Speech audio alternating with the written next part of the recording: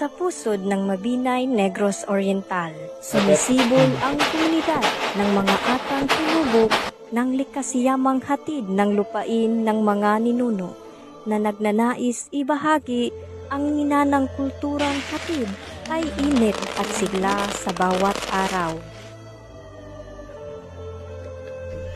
Gikan pa maguni sa amo agyon nga katigulangan. Ang amo ang kati safety, walay lain nga isagol gawas sa dugos. Kuha nimo ani ang benefit. Example, magsakit ato ang tiyan, magsakit atong ulo. So kung naatay mga tukaw-tukaw ug magabi, lamig kayo sa amo ang kati. So may ako ang kung kinsa kadtong amo tilaw sa amo ang kati.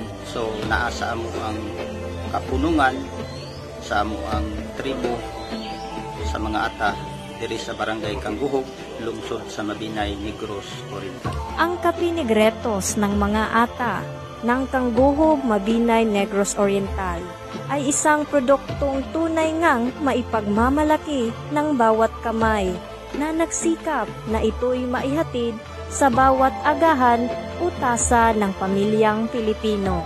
Sa suporta at gabay ng 4K program ng Department of Agriculture Central Visayas at iba pang ahensya ng gobyerno, ang hangarin ng ata Indigenous Cultural Community ng kapunungan sa atang mag-uuma ug mag-uuma sa Kangguhog or Kamamaka na maipatikim ang kaping buhat pa sa mga matatandang mas nauna ay naisa katuparan.